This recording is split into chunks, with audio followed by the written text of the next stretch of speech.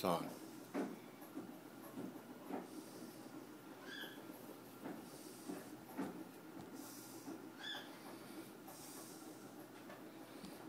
Okay.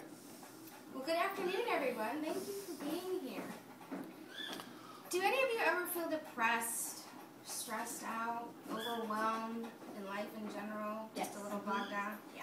Life is pretty depressing, right? Well, I have some strategies that can help you feel better. According to the Centers for Disease Control and Prevention, 33% of Americans do not engage in any form of leisure time physical activity. 33%.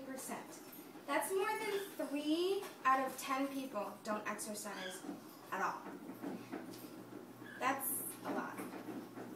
Now, I can understand why it's so easy to get out of the habit of eating right or exercising.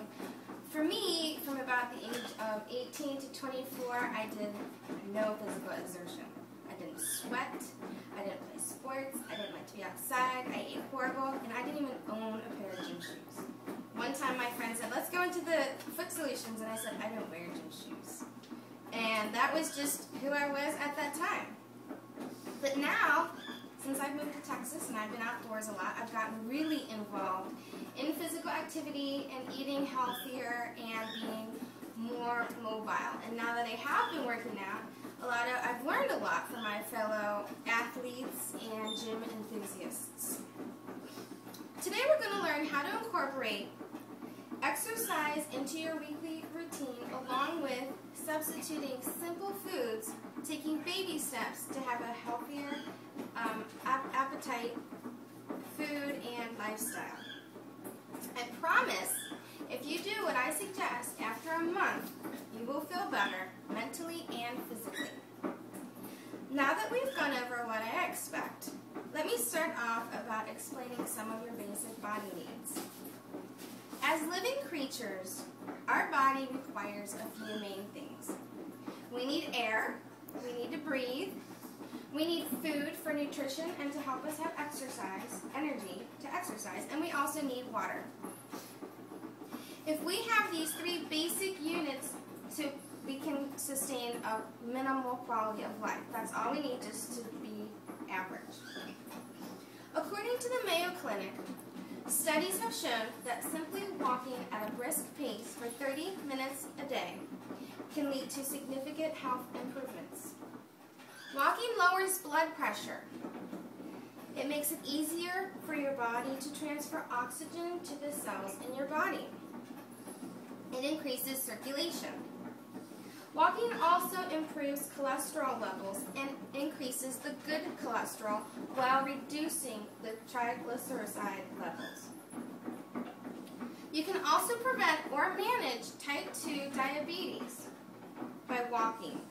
Walking lowers the blood sugar and it helps the insulin to work better.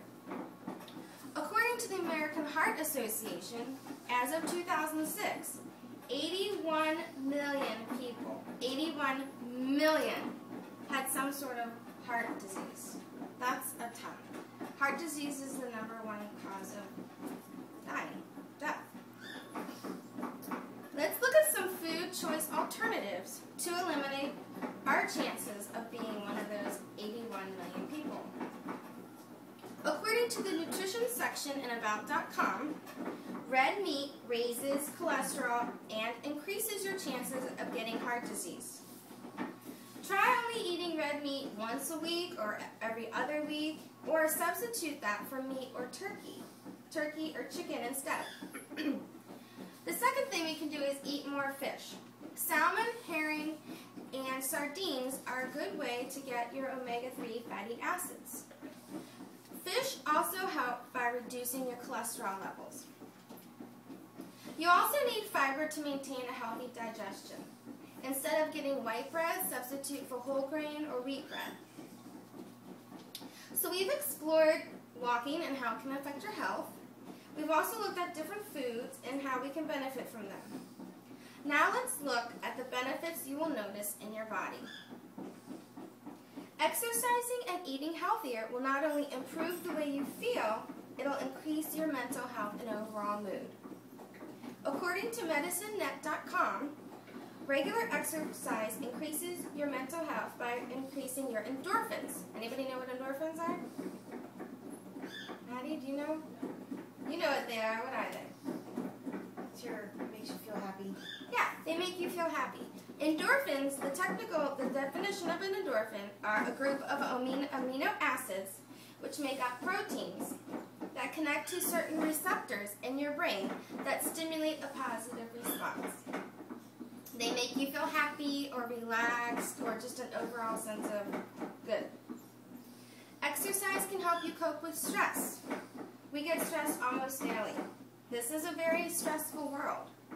These endorphins that are released will help eliminate the stress and tension. Exercise can also help strengthen your immune system so you can fight off disease and infection better. The right combination of exercise and food will help you to feel and look better about yourself. You'll feel more confident and be more in shape.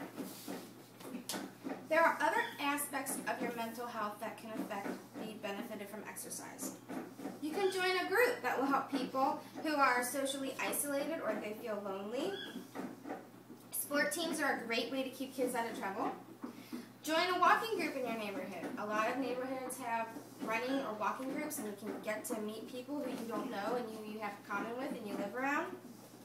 Become a member at a local gym. There's all kinds of different activities and exercises and groups you can join, and you'll be making new friends while having fun. We've explored the positive effects that exercise can have on your mental health as well as your physical health. Now let's look at how life could be different if you were healthier. This is something I'm going to go over that's really, really popular. It's a huge problem in America. It's not popular, it's a problem. Obesity. According to PregnancyInfo.net, 30% of the American population is obese.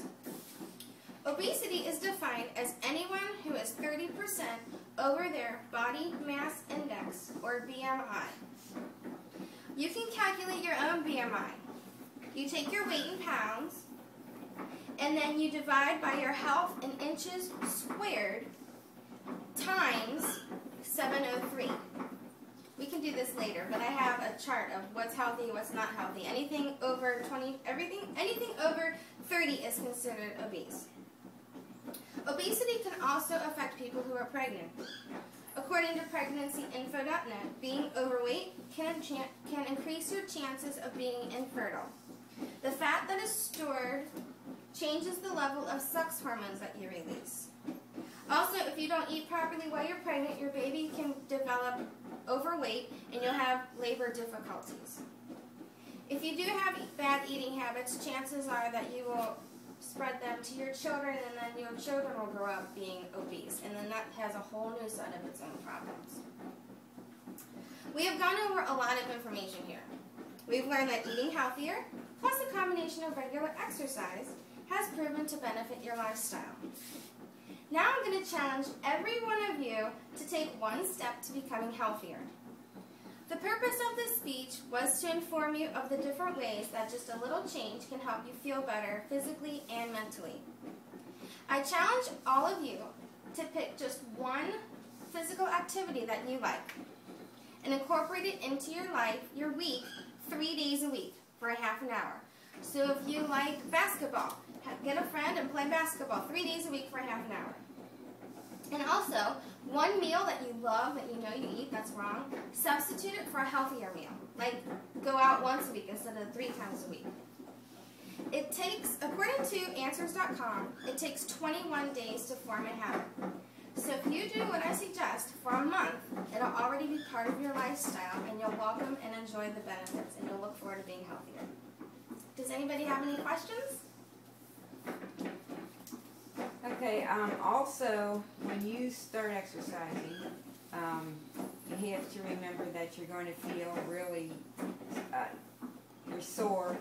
Exactly, yeah. And you're also going to probably notice health conditions that you never realized you had, because if you didn't move before, now you're moving it, and maybe it's not working real well anymore, so you get caught up on your health that you wouldn't have known that you had a problem with.